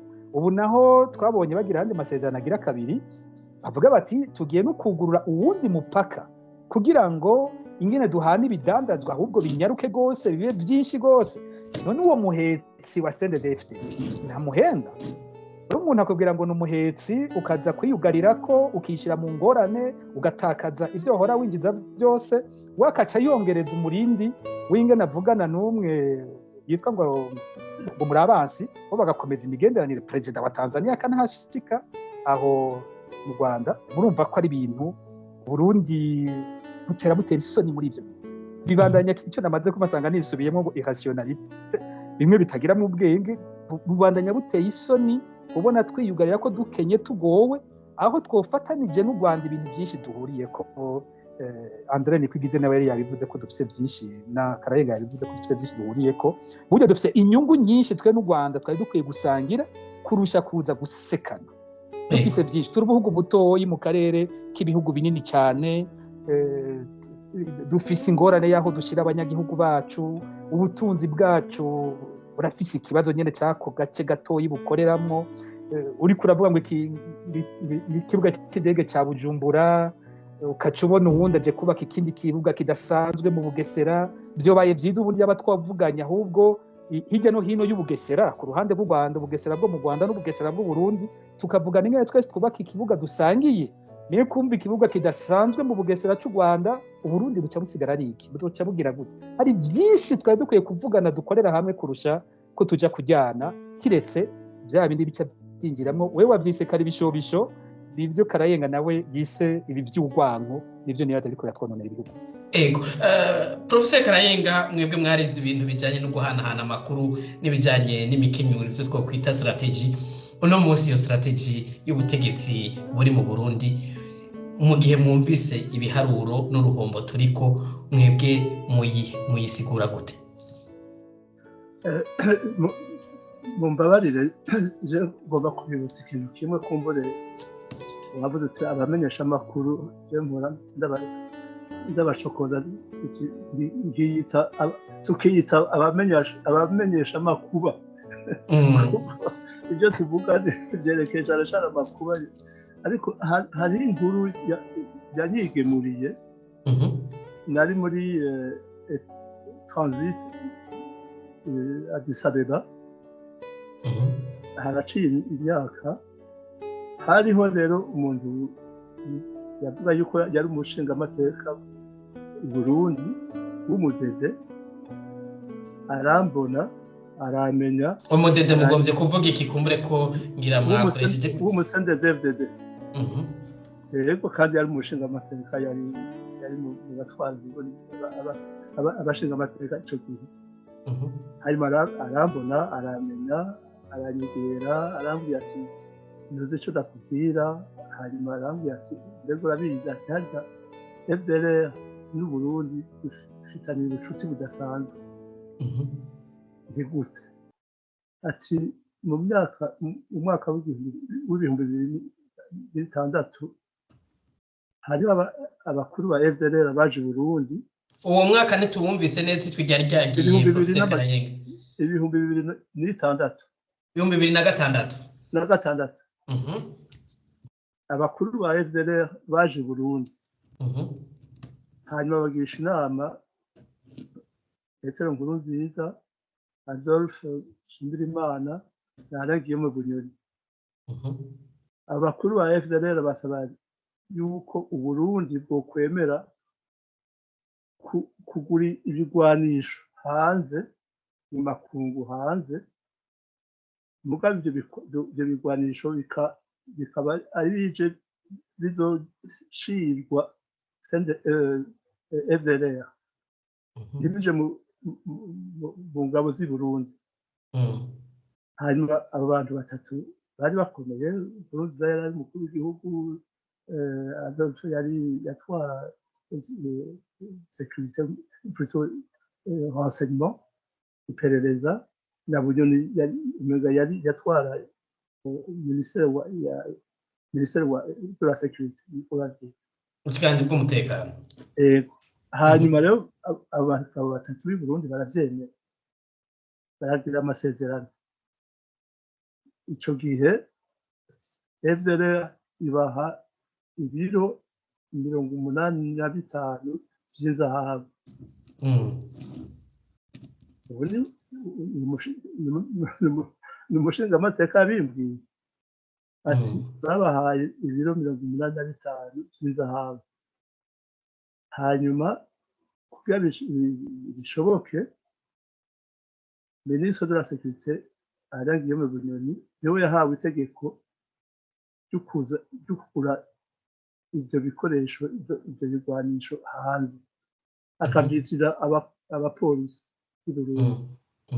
ariko mu by'ukuri byari bya FDLR hanyuma biraza rero aho ubumenyesha makuru bugera ico numvise ca kabiri nuko ivyo bigwanisho byari kubyinjira i Burundi Ernest Manirumva yariko arabitohoza barabimenya yuko ariko arabitohoza hanyuma murazi byakurikiye bivuga yuko buncamake hari sano bifitaniye n'izi ngingo zafashwe muri kino gihe biragifise kuko FDLR na FDD ejo bundi navyise FDLR barafise inyungu zikomeye kandi zimaze imyaka baravuga yuko hari n'abasoda baba FDLR binjiye mu gisagara cy'u Burundi baravuga ko hariho n'ibirindiro bya FDLR biri Burundi muri province y'Cibitoke ivyo nivyo bavuga ariko mutatohoje mutararonka ivyemera ariko bisa n'arukuri muga ico nagomba gushikako nuko inyungu za FDLR n'inyungu za FDD zirahuye si ibyo by'ihonyabwoko gusa bahuriyeko barahuriyeko n'ibyo byo kugira ngo baje hamwe bafatanye bashire inzego z'umutekano hamwe bashire abasoda hamwe batera u Rwanda ni inyungu zabo kuva kera ariko Atanazi Karayenga nubwo izo nyungu baba bazihuza CNDD-FDD iri ku butegetsi itwara abanyagihugu twumvise amamiliyoni Uburundi buriko burahomba ariko kandi abo bose bandi nabo babashikiye izo nyungu z'uwo mugwi wundi mwumvise yuko inyungu zijanye no gufasha ivy'ubutunzi bw'ibihugu ziza imbere ya byose kuki ku bwanyu twebwe abariko bayobora igihugu cy'u Burundi badashira imbere inyungu z'ubutunzi kuruta izo nyungu zindi za politiki. FDLR ndabigaruka ko yemereye abarundi yuko bemeye ayo masezerano akabandanya. Ubutare bwinshi bwo muri Kongo FDLR bigaruriye. Erega hajya FDLR hari abantu bihenda bakayaga ngo umugwi wayabaye n'umugwi nk'abamayimayi gutyo. FDLR irafite ubushobozi bukomeye cyane muri Kongo, mu bihugu by'iwacu, i Buraya, muri Amerika. Irafite amatungo menshi, irafite ubutare bwinshi, yagira iti ndabucisha i Burundi. Burya abarundi bavunje ibyo bahomba kuko bugaya imipaka hamwe n'u Rwanda n'ibyo FDLR yocisha i Burundi no kuri botora ibyo bya FDLR. Rero icyo ngomba kuvuga ni uko inyungu za FDLR n'inyungu za FDD ni zimwe mu byerekeye ibyo by'ihonyabwoko n'ihonyabwongo, ariko cyane cyane ibyerekeye amatungo. Hanyuma ikindi nagomba gushaka ni uko mu by'ukuri uvuye muri ibyo bya ideology cyangwa ibyo by'ingengabitekerezo, mu by'ukuri aho tugeze ubu nta kamaro ko kubandanya tuvuga ngo perezida Ndayishimiye yari gukora iki, yari kugura imipaka hagati y'u Burundi ngo dusubire tunywane, dusubire duhanahane indagara n'ibyamwa n'inyanya. Aho tugeze ubu hari hageze ko twebwe twibaza ikibazo kimwe. Perezida Ndayishimiye, Evariste Ndayishimiye, ku bwanje yarahemukira abarundi. Ibyo mu gifaransa bita haute trahison. Gute? Kandi ubiravye muri bwizwa shingiro ingingo ya 117 iratomora neza ico caha cyo guhemukira abarundi. Mu by'ukuri yaba hagitwara abantu abiru bari kubwira President Ndayishimiye ati fata ubuki ni w'igihugu kigenda.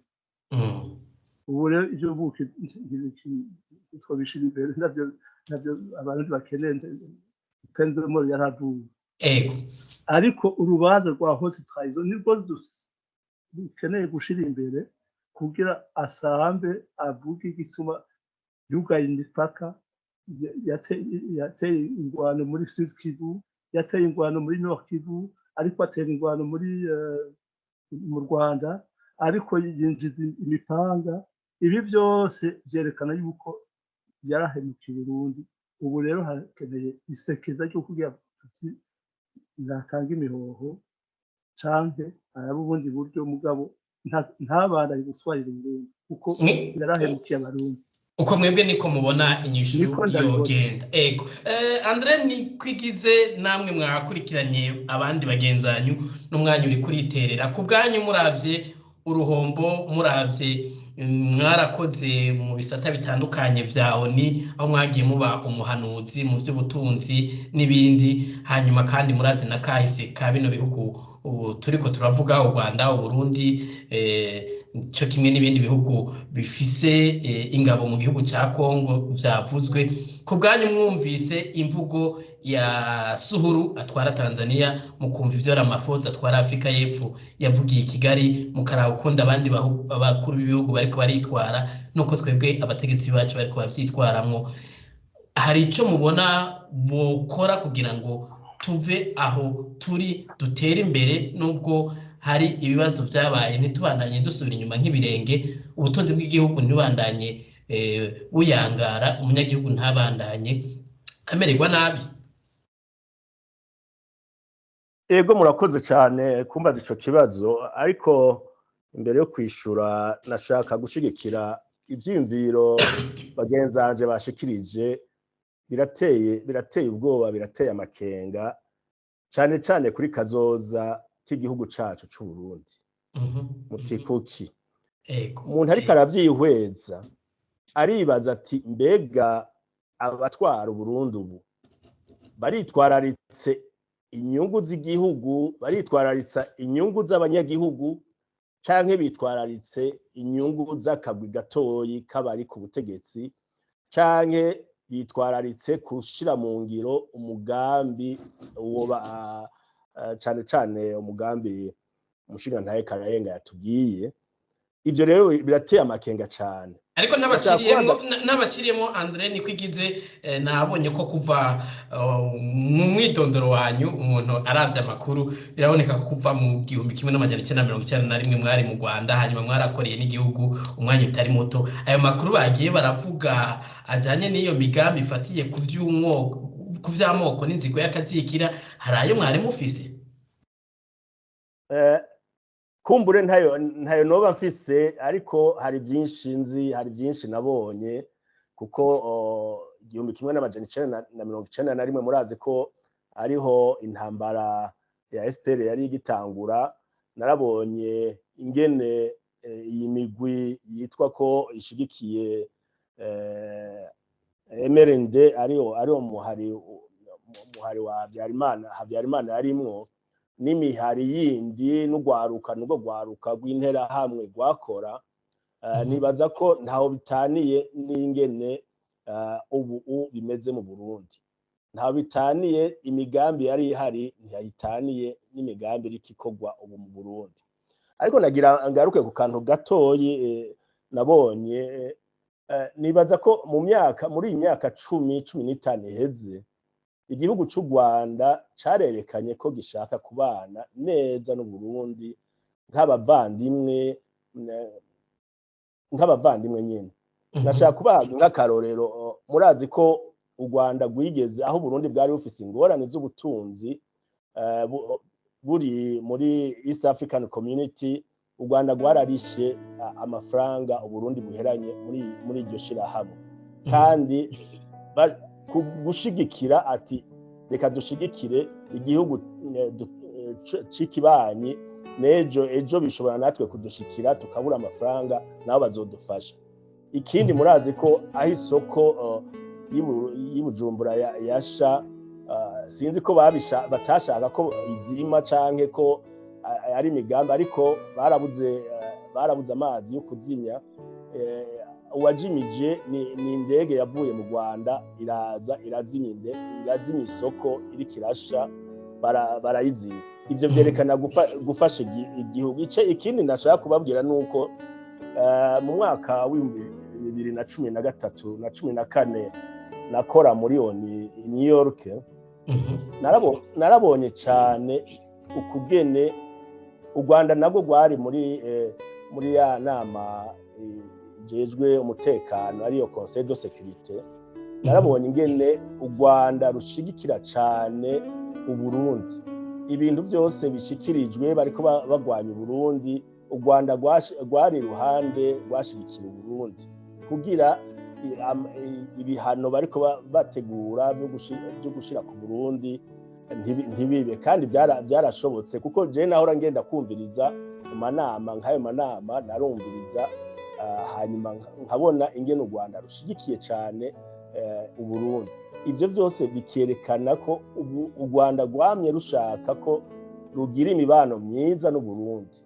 Niho nja mbona nti kumbure iyi migambi yavuzwe yoba ariyo, kuko uravye ukuntu abarundi bashonje, ukuntu abarundi bakozwe ko n'izi ngingo zafashwe na leta y'u Burundi ku butunzi. Ibiciro uno munsi bari bandungikiye ibiciro by'ibifungurwa ingene byaduze, birateye ubwoba. Essence ukwiduga, igiciro cemejwe, igiciro c'igitoro nticaduze, ariko kubera ata gitoro kiriho ubu essence igurwa hagati y'ibihumbi 10 iritiro, hagati y'ibihumbi 2015 ukaraba ukabona ingene igihugu kiriko kija mu ntuze mu manga abarundi bariko bararaba ivyo rero ivyo byose bituma umuntu yibaza ati none uburundi buriko buja hehe ejo bakaguma bababesha ngo ejo ngo hazoba heza imbono ya 2040 na 2060 ata kubesha abanyagihugu gusa kuko ubu bose muravye n'amakungu yarahagaritse imfashanyo ejo bundi nariko ndavugana n'umuntu wakijya kigega mpuzamakungu ca FMI ndamubaza igituma igice ca kabiri c'amafaranga bari bemereye Burundi kitaraza barambwira ko kubera Uburundi budashaka gushira mu ngiro imigambi bumvikanye ko barindiriye ntibashobora ku conseil d'administration ya fond idashobora gutanga ayo mafaranga. Banki mondiale nuko nyene Union Européenne yo murazi ko yarahagaritse kubera yasavye yuko haba imigambi ya politike haba imigambi y'ubutunzi kugira bugurure imfashanyo bateganije Uburundi. Ivyo byose ukabona ko igihugu kiriko kigenda gitemba kija mu manga nkuko umengo nta bategetsi gifise ukamenga bose bakaba bariko baraba inyungu zabo canke z'akagwi gato nizo nzahabu canke nayo mafaranga bavana muri Kongo ntaja muri budget y'igihugu aja mu mifuko y'abantu ukaraba none umunyagihugu nuwandi afise kazoza kahe. Ivyo byose rero birateye amakenga kandi birateye ubwoba. Reka imbere yuko nce ndabasaba umuti kumbure ko tuze gusoza ikiganiro iminota iri kiragenda akabazo naka Andre niko igize mwarakoranye n'abategetsi batandukanye mu nzego zitandukanye ku bwanyu habuze iki kugira ngo President Ndayishimiye yigenze nkuko Suhuru wa Tanzania yigenze nkuko agira imvugo nk'iyo twabonye kuri Ramaphosa wa Afrika y'Epfo n'abandi kumbure. Nibaza ko inyishu si nyinshi inyishu ni imwe no gukunda igihugu umunsi bazogira ati iki gihugu turagikunda tushaka kugikorera ivyo byose bizoshoboka izo nyungu zose bazozirondera tureke no mu Rwanda no kurondera inyungu zo mu Rwanda na Kongo kuko birateye ubwoba kubona abo bose yaba Kongo yaba Tanzania yaba Afrika y'Epfo eka Kenya canke Uganda bafitaniye imigenderanire myiza y'ubucuruzi n'igihugu c'u Rwanda ugasanga Uburundi burigunze buriyugaranye kandi atanyungu buronka muri uko kwiyugarana kuko ubu no munsi ijya koridoro nord iva Mombasa yarazibiye ntikora. Ibintu byose byava mu Buganda nta bikiza abantu bahora bagenda no babwire yuko abagenda i Burundi hagati y'u Burundi no mu Rwanda buri mwaka ku mwaka harenga ku Kanyaru abantu barenga 150 by'abantu b'ingenzi abo bose n'abagenda n'abariha amafaranga n'abashikira mu mahoteli n'abafungura n'iki ako nagahombo kuri Nemba haca abashika 50,000 ku mwaka. Ivyo byose ukaraba none Uburundi bwungutse iki kugara izi mbibi bwungutse iki urumva rero nta gukundo igihugu birimwo ntibakunda igihugu kuko iyo baba bakunda igihugu bokunda n'abanyagihugu. None abo bantu barahagaritse gukora ingendo canke baca mu zindi nzira izahe niba mufise amakuru? Oya nta zindi kubera nk'abagenzi abafise ivyihuta ingorane hariho inzira yo guca muri Muyinga bagaca Tanzania hanyuma kaza bifata amasaha 15 mu gihe uca ku Kanyaru byafata amasaha 6. Umuntu azanye ibidandazwa avuye mu Buganda nababwiye akabicisha muri Tanzania bifata amafaranga menshi bagahitamwo kubireka.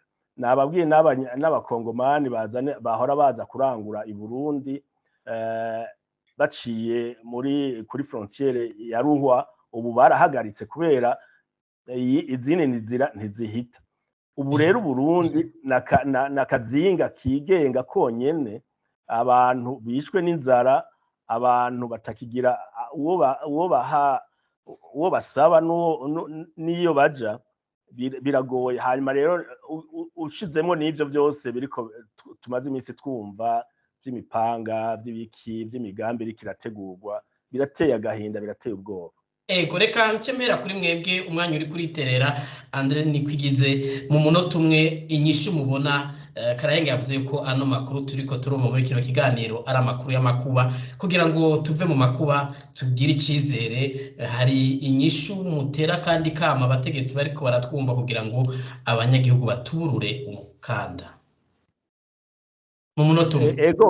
Egome Karayenga yavuze twabifashe nk'ugwenya nk'ukumengo no gutwenza, ariko yavuze ati iyo umuntu bimunaniye kera yariha ubuki hanyuma akabisa abandi. Sinibaza yuko intwaro ya CNDD ukwiru no munsi hari ikintu ishobora kumarira abarundi, cane cane uzi imigambi, wumva imigambi y'ububisha iri nyuma, kuko bose baragerageje, ibihugu duhana imbibe byaragerageje gufasha, ariko ntaco bitanga. Nibaza ko nta yindi nyishu, kuko ufise abategetsi batakunda igihugu, badakunda abanyagihugu, sinibaza yuko hari ikintu kinini ya ushobora kubazeramo. Nivyo je niko ndabibona. Kiretse nitwaronka abategetsi bakunda igihugu, niho tuzogira tukogorora Uburundi, bukogorora bukava muri izi ngorane zose. Murakoze.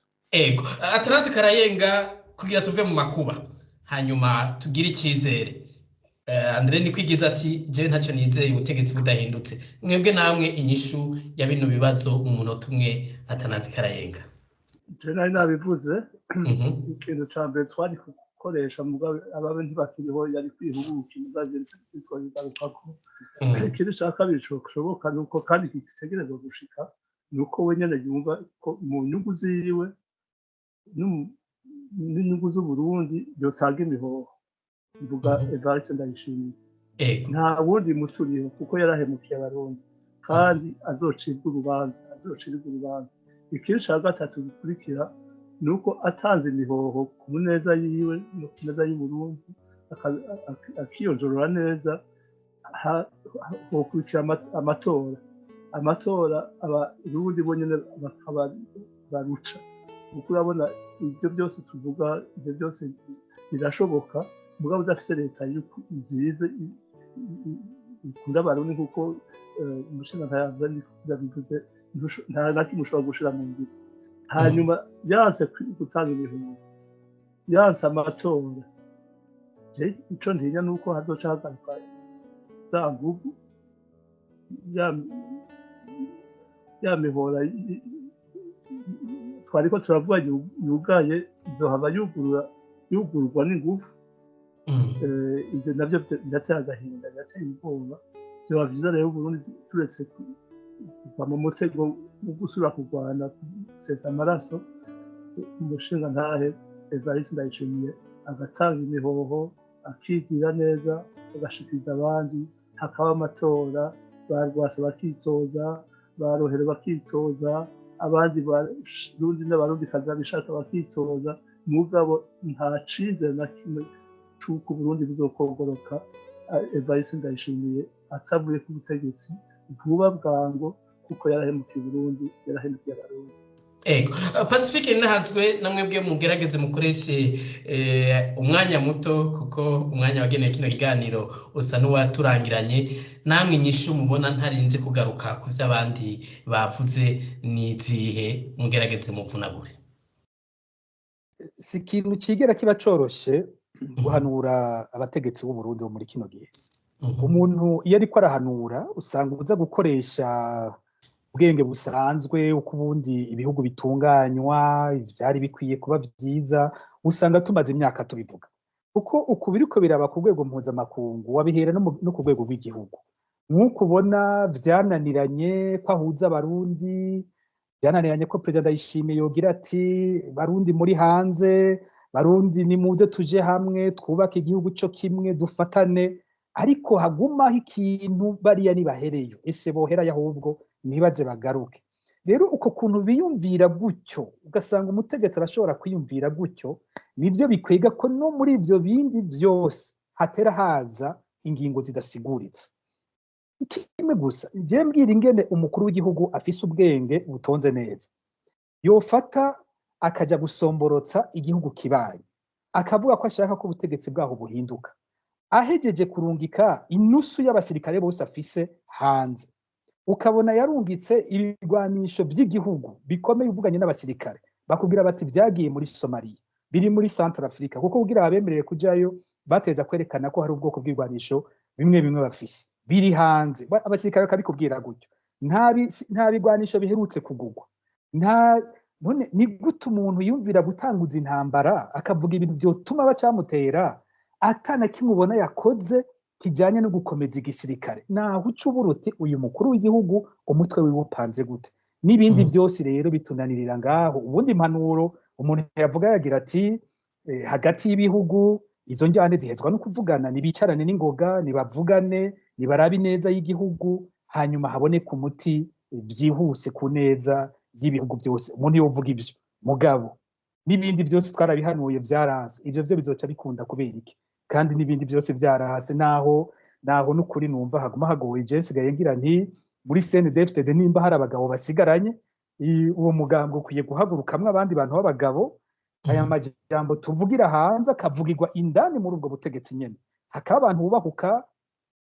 Bagenzanje bagize bati nuko Ndayishimiye yo tanga imihoho canke bakamutangisha imihoho, simvugo dukoresha cyane muri societe civile, twebwe amashirahamwe ya societe civile, ariko biraboneka ko nihataboneka umuti uzananye mu bandi waba bari muri CNDD-FDD bavuga bati ibintu aho bigeze ni ukubihagurukira tugatora umuti, bizovyara ko mu nyuma uko twabonye bigenda mu bihugu bishobora kuvyara izi nzira zindi bavuze bati bishobora kutara nk'ivyo vya violence, gutera izindi ntambara tutari twipfuza, mu gihe hatoboneka muri bo nyene mu butegetsi bwo nyene abandi bantu bavuga bati ibintu aho vyabereye harageze ko bihagarara, bati trop c'est trop. Batagize gutyo, kuko ndazi neza iyo mvuganye n'abaSNDD-FDD n'abatari bake tuvugana usanga biyumvira kuko acu naho nyine bavuga bati ibintu vyarayangaye, igihugu cyadupfanye, ibintu vyatunani, babivuga uko nyene tubivuga. Ariko ingorane ukarindira kumva muri uwo mugambwe mu nzego bisohotse ngo bavuge ukabibura. None vyankiye muri uwo mugambwe nawe wabibona bizokira gute? Naha n'ukuri ikibazo mbona gikomereye cy'u Burundi uyu munsi. Muravyumva nkuko izina ry'ikiganiro bivuga, agahaze ko karacyahari mu Burundi, ingorane zirahari, ingorane ziriko zirakora ku banyagihugu kubera ingingo zafashwe n'abategetsi. Ariko mudukundire turangirize hano ikiganiro agahaze cy'uno munsi. Nibutse uwo nkunda akagusaba ijambo inusu y'umunota. Ego kumbure ko nimwe mpera ko imbere yuko ndabashimira Atanazi Karayenga, nibutse yuko muri numenyesha makuru mu bicocoro byo kumenyesha makuru, mukongera mukaba muri no mwigisha muri kaminuza, nimba hari akajambo mwagomba kongera ko mu misegonda 20. Nagomba kongera ko yuko navuze ko General Evariste Ndayishimiye yahemukiye Burundi, yahemukiye Burundi mu kwasingwana hagati y'u Rwanda n'Uburundi atijyazo muri Kivu. Ariko cyane cyane icyo nagomba kongera ko yarahemukiye rwose igisoda, abasirikare barya nise ba Wazalendo, barya abantu yarungise muri Kongo kurwana bambaye ibisano z'abanyekongo, bagwana baswagwa n'abanyekongo, babaye abacangiro b'abanyekongo. Nta kintu kinini kiruta kajya gahemu ugufata igisoda c'u Burundi ukakinwenyagura, ukagishiramwo ingorane y'amacakubiri, hanyuma abantu bagiye mu ngwano ukabirahira ngo nabaretabara, abafashwe ntuze kubagwanira, ntuze gusaba yuko babarekurwa. Nukuri yarahemukira Abarundi, ico kintu kizova mu bitabo by'amateka nk'uko yavuze. Murakoze cyane, ndabashimire yuko mwashoboye kugururira umutima Abarundi bumvirije kino kiganiro ku bijanye n'agahinda mufise ku migambi mwavuze kumbure ko tukizera ko Imana izorinda igihugu cy'u Burundi n'abarundi kugira ngo amakuba ntabe atanazi karayenga ndabakengurukire. Murakoze cyane. Ego reka kandi nkengurukire Andre Nikwigize, nibutse yuko nawe ari umuhinga mu bijanye na politike n'ivy'ubutunzi, yagize ibitari bike mu mabanga yagiye yarazezwa haba mu Burundi haba mu Rwanda canke mw'ishirahamwe mpuzamakungu. Andre Nikwigize, ku mwanya muto musanzwe mufise kubera amabanga n'ibikorwa vyinshi mufise, ndabakengurukiye kuba mwafashe umwanya mukitabira kino kiganiro.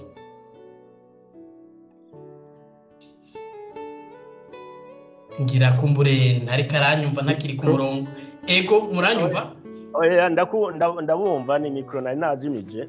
Ndashaka kubashimira kuba mwantumiye muri iki kiganiro, kandi nibaza ko twayaze neza nabo twafatanije ikiganiro. Ariko ndashaka gukosora akantu gatoyi abantu bashobora kumva nabi muri ibi biganiro twagize. Sinibaza ko ingorane Burundi buriko bucamwo ari iz'umuntu umwe gusa, Ndayishimiye Evariste. Niza akagwi, kuko iyo abari Ndayishimiye Evariste wenyene, abasigaye baba baramubogoje, baba baramukuye. Hariho umugambwe CNDD-FDD, hariho abashinga amateka, hariho abakenguza amateka, hariho n'abasirikare. Abo bantu bose mwovuga ngo bose ngo Ndayishimiye niwe abategeka. Nibaza ko hariho umugambi bahurira ko abo bose, yaba umugambi uri kuri butegetsi CNDD-FDD, yaba inama nshinga amateka, yaba inama nkenguza amateka, eka yaba n'abasirikare bakuru, barahuriye ku mugambi uri kurarangurwa. Mu gihe rero uwo mugambi tutawushize ku ruhande, niho navuga nti jewe simbona yuko hari amahoro, Uburundi buzoronka amahoro, Uburundi buzoronka iterambere, mu gihe abo bantu batabahinduye, mu gihe abo bantu sinibaza ko bashobora guhindura imitima, kuko imitima yaramaze kujamwo, sinovuga ugwiri, ariko ni nkaho yoba yagiye n'ugwiri. Iyo rero nico kintu tuteza kuraba ibishoboka. Iyo ntwaro yovaho gute mu amatora mu gihe ibintu bikimeze gutya, nta matora azohaba. Ivyo rero no kuraba abarundi nibagume bavyumvira, hanyuma kumbure bazoronka inyishu mu minsi iza. Murakoze.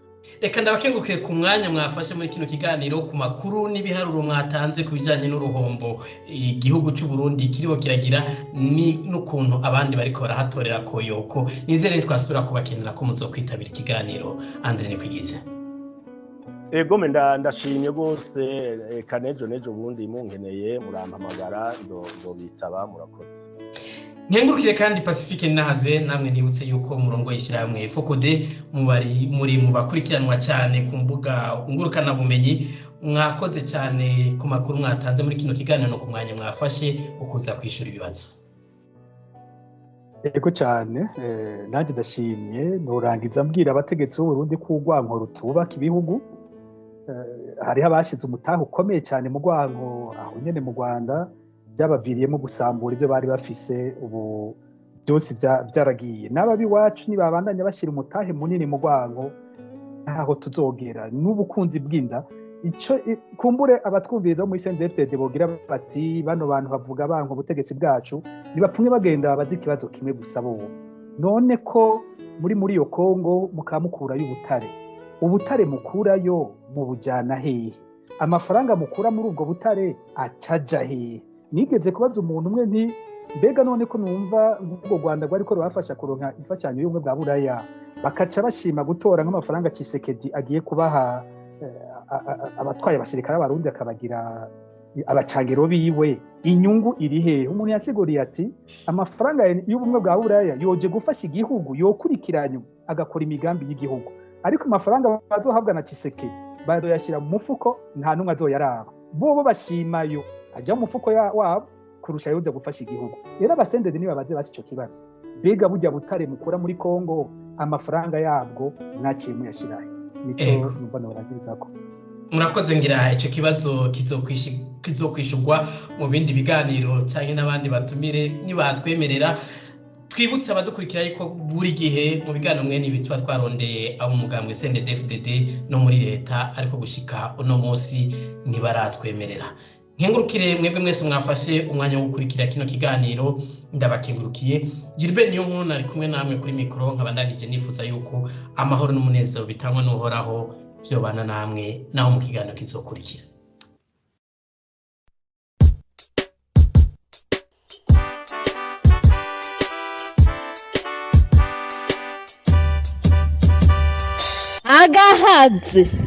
Agahaze abarundi barayamaze batigara hara mu ruganda ntibacura.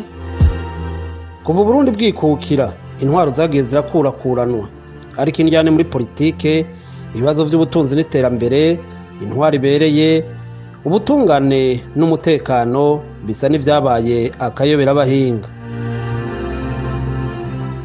hazi iki kugira ivyo bibazo bivuga uti umuti nyakuri? Agahaze n'akagishiramwe fokodera izoza riraha abarundi kugira bashikize ibyo bagona, berekana aho babona agahaze kugira ubundi bwogorore.